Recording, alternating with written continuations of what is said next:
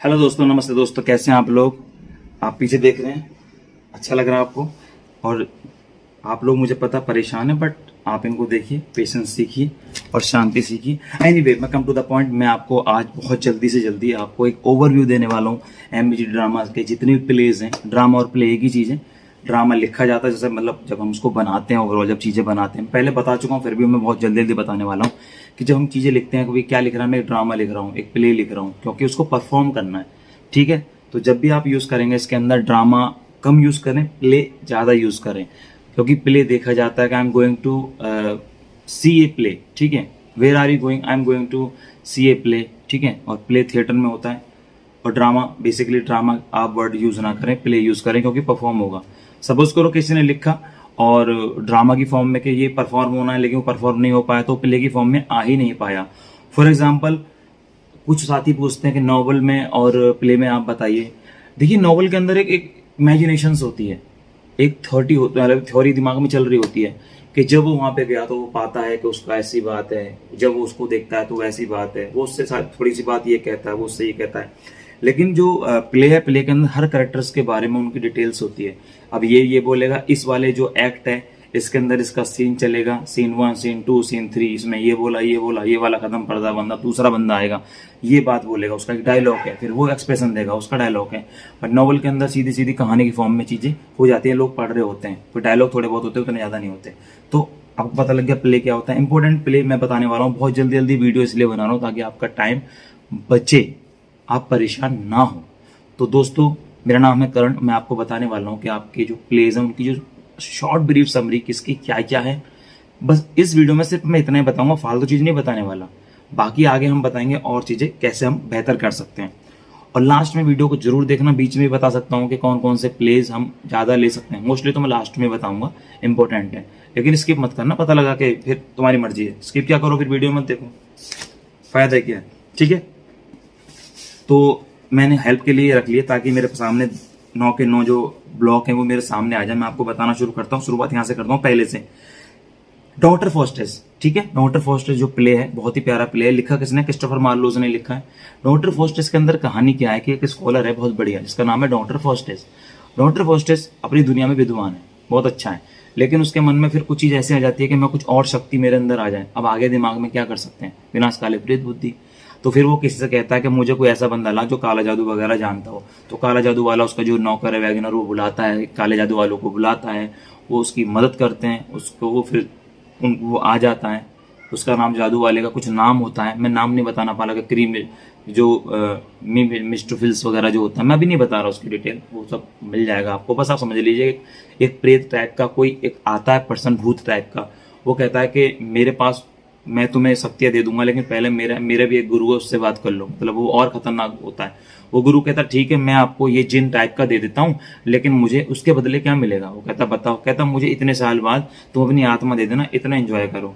ठीक है, वो खूब एंजॉय करता है। कौन? डॉक्टर फॉस्टेस खूब मजे लेता है जिंदगी के। बहुत सारे इसके अंदर पूरी कहानियां हैं, किताबें लिखी गई हैं, तो पूरी वो चीजें हैं कि वो मजे ले रहा है, कभी यहीं आ रहा है, कभी यहाँ जा रहा है। गर्ल्स वगैरह का भी इन्वॉल्वमेंट है, मतलब हर तरीके की जो अय्याशी सो कॉल्ड होती है। उसके बाद जब अय्याशी के बाद उसे लगता है कि यार मेरी 24 साल की एज मतलब खत्म होने वाली है, मेरी आत्मा चली जाएगी, तो मैंने ये सब क्या किया, मैं माफी मांग लेता भगवान से। अब भगवान क्या करेंगे, पर वो ऐसा कुछ होता नहीं और उसकी आत्मा गई।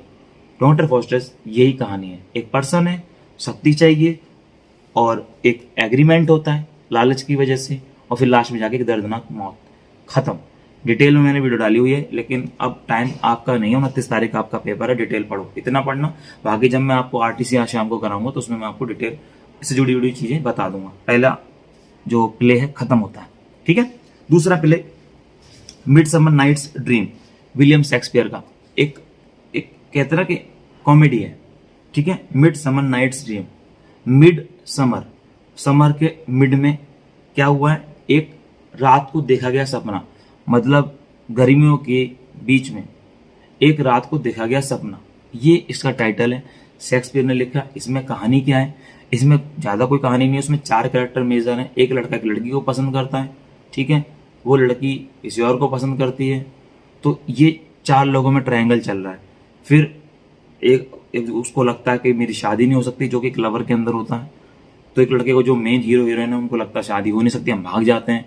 तो जो दूसरा होता है जो उस लड़की को प्यार करता है, मान के चलो ए बी है जो मेन कैरेक्टर है वो भाग गए, सी और डी है, सी जो है वो लड़का है, डी लड़की है, मान के चलो डॉटर से, डी से याद कर लो, उनके पीछे पीछे भाग गए जंगल में, जंगल में वो सो जाते हैं, कपड़े का थोड़ा चेंज हो जाता है, वहां पे कोई और आता है, उनको वो फिर एक वहां पे एक राजा है, राजा देखता है, राजा किससे पूछता है ये लोग कौन है, मैं बहुत छोटे में बता रहा हूँ, तो वो कहता है एक काम करो क्या प्रॉब्लम है इनकी, वो बता देता है कि इनकी ये प्रॉब्लम है कि वो एक दूसरे में पसंद नहीं कर रहे हैं। तो वहां पर एक पौधा होता है, कहता है ये पौधा बहुत बढ़िया है, इसको जिसको भी पिलाओगे ना तुम तो वो उठेगा, तो जिसको देखेगा पहली बार में उसी से उसको प्यार हो जाएगा। तो वो गलती से जिस पर्सन को भेजता है वो जिसको पिलाना चाहिए वो उसको नहीं पिलाता, वो उल्टा सीधा पिला देता है। तो वहां पे स्टोरी में फन हो जाता है, जिसको जिसको प्यार ना करना है वो दूसरे को प्यार करने लग जाता है और बड़ी हौच पौच हो जाता है मिडनाइट समर के अंदर। ठीक है, तो इसके अंदर फिर जो राजा है वो कहता है तूने ये क्या कर दिया, फिर वो दोबारा से फिर वो सबको सुलाता है, फिर सही बंदों को पिलाता है, सबको उठा देता है। इसके अंदर राजा की जो वाइफ है उसका भी थोड़ा बहुत दिखाया हुआ है और उसके पास कुछ उनके नौकर चाकर हैं उनके बारे में बताया गया है। तो मिड समर नाइट्स के अंदर यही कहानी है, 4 मेन कैरेक्टर्स हैं, बाकी सब साइड है, स्टोरी जोड़ रखी है। ठीक है, क्लियर हुआ। मिड समर नाइट 4 लोग, एक लड़का एक लड़की को प्यार करता है, ठीक है, इस लड़की को, ये लड़की इसको नहीं करती, ये इसको प्यार करती है, ठीक है, और इसको ये कोई और प्यार करता है, तो ये दूसरे में घूम रहा होता है। डिटेल जब देखेंगे तो आपको कंसेप्ट क्लियर हो जाएगा। ठीक है, बेसिक इतना है, बाकी मैं आर्टिस्ट के अंदर और डिटेल बता दूंगा। नेक्स्ट है विलियम शेक्सपियर का हैमलेट। हैमलेट की कहानी क्या है, एक पर्सन है, बेटा है, कहीं से आता है, उसको पता लगता है कि एक भूत घूम रहा है कहीं पर और बता रहा है कि जो राजा का कत्ल हो गया। अच्छा, राजा का कत्ल से उस पर्सन का क्या संबंध है, वो जो राजा का कत्ल हुआ है वो जो बच्चा है उसका बाप है, मतलब हैमलेट का बाप है, जो लड़का है वो हैमलेट है। तो कहता है मेरे पापा का कत्ल किया गया, हमें लगा वो मर गए, फिर ये भी बताया गया जो कत्ल किया वो तुम्हारी मम्मी ने और तुम्हारे चाचा ने मिलके मारा है उनको। अच्छा, अब जब मिलके मारा तो बदला लिया जाएगा, वो तो योद्धा है लड़का, तो जब वो बदले लेने की बात करता है तो गलती से वो अपनी गर्लफ्रेंड के बाप को भी मार देता है। ठीक है, तो गर्लफ्रेंड के बाप को मार देता है, तो जो गर्लफ्रेंड का भाई है वो उसका दुश्मन बन जाता है। चाचा को पता चल जाता है कि ये इसको पता लग गया मैंने मारा है, तो वो पीछे लग जाता है कि अपने भतीजों को मारना पड़ेगा। तो ये पूरी कहानी है। लास्ट में जाके जो पूरी कहानी में जब एक युद्ध बना देता है मोहल चाचा कि भाई तूने इसके बाप को मारा, किसके बाप को मारा, अपनी गर्लफ्रेंड के बाप को मारा, तो जो साला है तेरा मतलब तरीके का, अब वो तेरे से लड़ेगा क्योंकि तूने उसके बाप को मारा, तुझे अब उससे युद्ध करना पड़ेगा, क्योंकि वो दूसरे की जान के प्यार है, प्यार से मतलब भाई है, वो हैमलेट नहीं है, लेकिन युद्ध है, सेटिंग बढ़ा दी, अब युद्ध हो रहा है, हैमलेट भी मारा गया, जो उसका भाई है वो भी मारा गया, और मरते मरते उन्होंने चाचा को भी मार दिया, और इसमें जहर जो पीना चाहिए किसी और को उसकी माँ भी मर गई, सब मर गए, इसलिए इसको ट्रेजेडी बोलते हैं। भाई सभी मर गए, लास्ट में ट्रेजेडी क्या है, जिसमें दुखी दुख हो। ट्रेजेडी बहुत बार पूछते हैं ट्रेजेडी क्या है। देखिए मेरे हिसाब से ट्रेजेडी यही है कि जब आप लास्ट में जाकर जब पुष्पले को देख लो, उस मूवी को देख लो, और आप कुछ ना बोल पाओ और आपको लगे एक लंबी सांस लो, this is called a tragedy. Comedy में तो हंसते हुए निकलोगे ना, ठीक है। एक कॉमेडी ट्रेजेडी में पहले बता चुका हूँ कि उसके अंदर आपकी ट्रेजेडी को आप कॉमेडी वे में आप उसको बता रहे हैं। जैसे आपका फेल हो गया, मान के चलो कोई किसी सब्जेक्ट में फेल हो गया, कोई कहता हाँ भाई फेल हो गया, मेहनत तो बहुत करी, पर तेरा भाई भी कम नहीं है, आधे नंबर तो लेके ही आया। तो ये भी कुछ तरीके कॉमेडी बना दी, पर है तो दुखी ना, दोस्त फेल हो पास हो गया, तुम्हें दुख है तुम फेल हो गए, इस टाइप से कॉमेडी ट्रेजेडी होती है, इस तरह से मान लेते हैं। ठीक है, तो विलियम शेक्सपियर, हैमलेट, एक लड़का, चाचा, कत्ल, मम्मी, सब लास्ट में खत्म। ठीक है, नेक्स्ट है अल्केमिस्ट। अल्केमिस्ट लास्ट में बताऊंगा, ठीक है।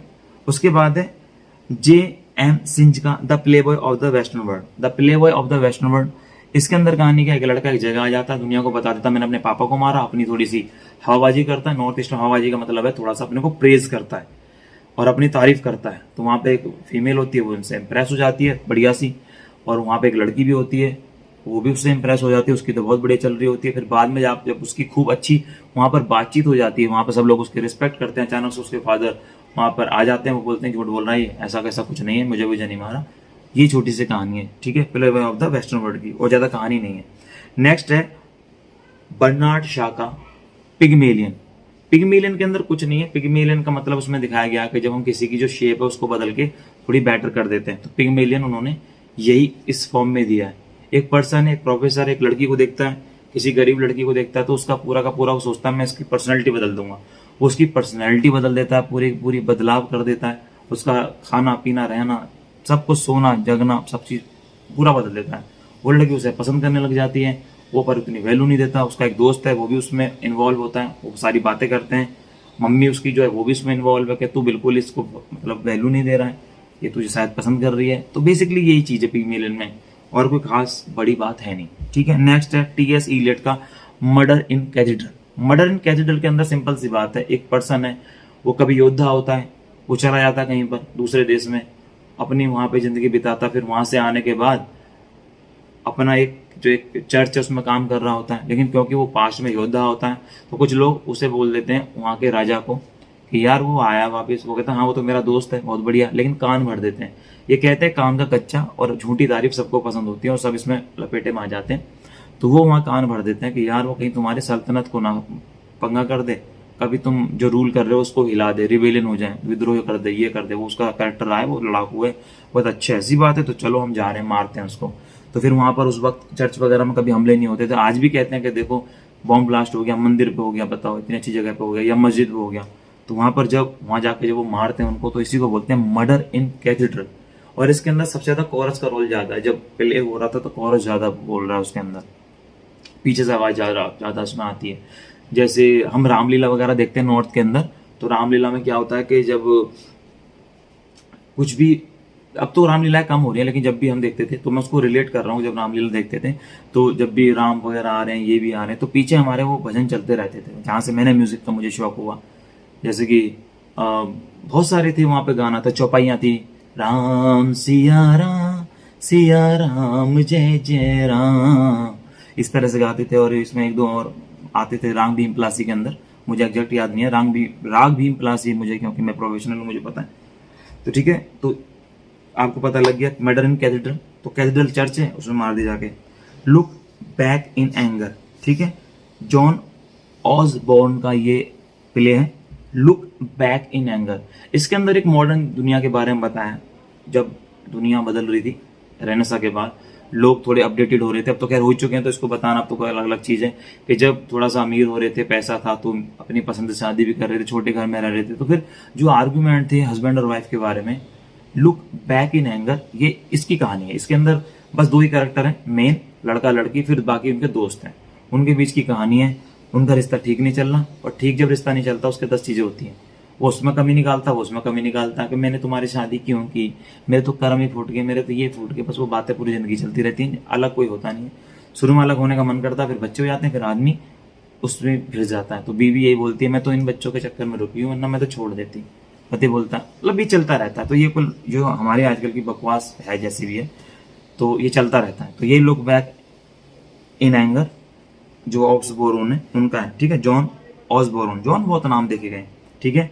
अब लास्ट में दो हैं जो मैंने छोड़ दिया, अल्केमिस्ट, और लास्ट वाला है सैमुअल बकट का वेटिंग फॉर गोडॉट। बहुत पसंद करते हैं लोग इसको, वेटिंग फॉर गोडॉट। गोडॉट पढ़ते हैं, गोडॉट है, वैसे तो गोडॉट ही पढ़ लो, गोडो पढ़ लो, क्या फर्क पड़ता है। इसके अंदर क्या है कि गोडॉ का मतलब इन्होंने बताया वेटिंग फॉर गोडॉ, मतलब हम भगवान का वेट कर रहे हैं, भगवान का वेट कर रहे हैं, मतलब भगवान के आएंगे नहीं आएंगे। तो कई बार वी आर लुकिंग फॉर या we are waiting for a hope that never comes, never will exist in real life, that के भाई कोई मसीहा आएगा। जैसे बहुत से धर्म के अंदर, जैसे मुस्लिम धर्म हमारा, उसके अंदर बोलते हैं एक, जैसे हिंदी मतलब हिंदू बोलते हैं प्रलय आएगी, सब खत्म हो जाएंगे। मुस्लिम लोग बोलते हैं कि एक वक्त आएगा, कुछ बोलते हैं उसको, सब खत्म हो जाएगा, मुझे भी फिलहाल फ्लो में याद नहीं आ रहा, ठीक है, तो खत्म हो जाएगा। सबका अपना एक तरीका है हर चीज का। या कई बार हम उम्मीद करते हैं कि नहीं मेरा भी वक्त आएगा, मेरा टाइम आएगा, मेरा टाइम आएगा, टाइम आता नहीं, छोटे टाइम लाना पड़ता है। इस तरह से जो चीजें आ रही हैं, तो एक होप होती है, एक ब्लाइंड होप होती है, sometime it works sometime doesn't, तो इसमें हम कुछ नहीं कर सकते। तो वेटिंग फॉर डॉट के अंदर दो पर्सन है, वो खड़े हैं पेड़ के नीचे, लोग आ रहे हैं, देख रहे हैं कि भाई तुम क्या कर रहे हो, हम गोडॉ का वेट कर रहे हैं। अब गोडो कब आएगा, वेट करते रहो, जब आना ही नहीं है वो आएगा कहाँ से। तो इसके पूरे बारे में सैमुअल बकट की पोएम में मुझे बिल्कुल भी नहीं अच्छी लगती है। एक तो मुझे ये अच्छी नहीं लगती है, और ये बेन जॉनसन का द अल्केमिस्ट, ठीक है, ये अल्केमिस्ट मुझे बिल्कुल भी ठीक नहीं लगता, ठीक है। अल्केमिस्ट मैंने बिल्कुल ही इसको मतलब समझ लो कि इस तरह से त्याग दिया कि जैसे लोग कहते हैं ना कि भाई ये तो करना ही नहीं है। मैं आपको एक चीज बता दूं, अल्केमिस्ट के अंदर और आप बोलोगे कि आप पेज घुमा रहे हो, मैं आपको बताता हूँ 160। तो जब अल्केमिस्ट मैंने जब किया था, मैं आपको चीज बताने वाला हूँ अल्केमिस्ट का, एक सेकंड। तो मैंने इसकी समरी भी नहीं पढ़ी थी, मैंने बिल्कुल ही छोड़ दिया था, ठीक है। ये अल्केमिस्ट कहानी क्या है, ठीक है। आप कहोगे तो अल्केमिस्ट में बता दूंगा, पर मैं अल्केमिस्ट को मैंने छोड़ दिया था। तो टू फ्रैंकली स्पीकिंग मुझे इसकी थ्योरी इतनी ज्यादा नहीं पता है, ना मैंने इसको किया। देखिए मैं जो चीज नहीं करता मैं आप लोगों को झूठ नहीं बोलूंगा, लेकिन अगर आप कहेंगे तो मैं इसको बता दूंगा। अल्केमिस्ट के बारे में थोड़ी बहुत मुझे पता है, लेकिन जब मैंने ओवरऑल किया और मुझे लगा कि मैं इससे जस्टिफाई नहीं कर पा रहा हूँ तो मैंने छोड़ दिया, फिर मैं अल्केमिस्ट किया नहीं, ठीक है। अब लास्ट में बेस्ट ड्रामा प्ले जो मैंने मेरे हिसाब से बेटर है मेरे हिसाब से, एक डॉक्टर फॉस्टेस। आप लिखिए, मैं इसके अंदर वो नहीं डालूंगा लिस्ट, बहुत टाइम लग जाता है, अभी टाइम नहीं है। Second midsummer night's, third Hamlet, छोड़ नहीं सकते। Playboy of the western world, बहुत ही आसान है। Pygmalion, super super super easy, ठीक है। 1 2 3 4 5, ये 5 वैसे ही हो गए।